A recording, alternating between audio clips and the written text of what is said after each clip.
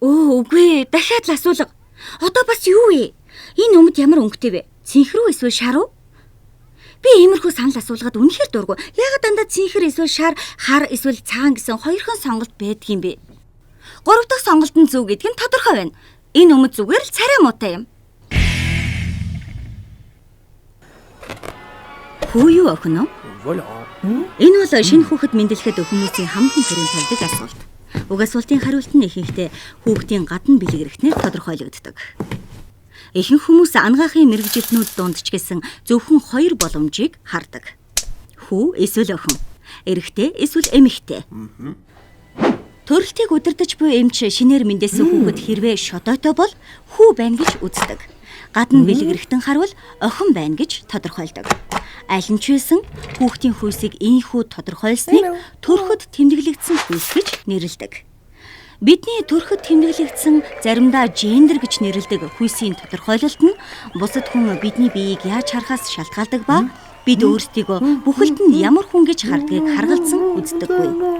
Зарим хүмүүсийн хувьд төрөхөд тэмдэглэгдсэн хүйс нь өөрийнх нь хүйсийн баримжаа илэрхийлэлээс тис өөр байж болно. Хүйсийн баримжаа илэрхийлэл гэж тухайн хүн өөрийгөө хэрхэн харж байгаагаар тодорхойлогддог. Хүний өөрийгөө эрэгтэй, эмэгтэй, аль нь ч биш. Эсвэл өөр хүйсийг гэж мэдрэх, дотоод мэдрэхүйг хүйсийн баримжаа илэрхийлэл гэж нэрлэдэг. Төрөхөд тэмдэглэгдсэн хүйс нь эмэгтэй гэж тодорхойлогдсон хүмүүсийн дийлэнх нь эмэгтэй хүн болж өсдөг.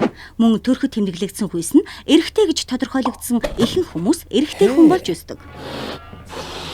Эдгээр хүмүүсийг сисжендер гэдэг. Сисжендер гэдэг нь дотроо өөрийн хүйсийг төрөхөд тэмдэглэгдсэн хүйстэйгээ ижлэр мэдрэх хүйсийн баримжаа илэрхийллийг хэлдэг. Зарим хүүхэд эрэгтэй эсвэл эмэгтэй гэсэн хэвшмэл тодорхойлтын аль нь ч үл нийцэх гадна бэлэг эрэхтэн, дотор эрэхтэн эсвэл хоромсоомтой төрсөн байдаг. Эдгээр хүүхдийн төрөхөд тэмдэглэсэн хүйс нь интерсекс байж болно. Тэд өсөж том болохын хэрээр дотоод сэтгэлдээ өөрийгөө хэн болохыг цаашдын амьдралдаа хүйсийн баримжаа илэрхийллээ хэрхэн тодорхойлж болох талаар дотроо мэдэрдэг. Зарим хүний хувьд төрөхөд тэмдэглэгдсэн хүү буюу охин гэх хүйс нь түүний хүйсийн баримжаа илэрхийлэл буюу өөрийгөө хэн болохыг мэдрэх дотоод мэдрэмжээс нь зөрдөг. Трансгендер гэж төрөхдөө одоогийн хүйсээсээ өөр хүйстэйгээр тэмдэглэгдсэн эрэгтэй болон эмэгтэй хүмүүсийн хэрэглэх хүйсийн баримжаа илэрхийлэл юм. Заримдаа тухайн хүний хүйсийн баримжаа илэрхийлэл буюу өөрийгөө хэрхэн харж мэдрэх байдал нь манай нийгэм дэх эрэгтэй эсвэл эмэгтэй гэсэн тодорхойлолтод нийцэхгүй тохиолдол байдаг. Ийхүү мэдэрдэг хүмүүс хүйсийн баримжаа илэрхийлэлээ gender queer, gender fluid буюу non-binary гэж тодорхойлдог. Өөрийн хүйсээ gender queer буюу non-binary гэж тодорхойлдог хүмүүс хүйсийн баримжаанд эрэгтэйлэг ба эмэгтэйлэг байдлыг хавсран илэрхийлдэг эсвэл аль нь ч илэрхийлдэггүй байж болно. Хүйсийн баримжаа илэрхийлэлийг тодорхойлох маш олон нэршлүүд байдаг ч хэрвээ чи өөрөө хүсэхгүй бол өөртөө ямар нэг хаяг зүүх эсвэл хүйсийн баримжаа илэрхийлэлээ бусдад хэлэх албагүй. Өөрийнхөө тухайн мэдээллийг бусадтай хуваалцахад таагүй санагдаж эргэлзэж байгаа байх. Ямар үг хэлэх хэрэглэл чамд илүү таатай байх. Тэрхүү мэдээлэл найз нөхөд гэр бүлийнхэнтэйгээ хэрхэн хуваалцах шийдэхдээ өөрийн мэдрэмжиндээ итгээрэй.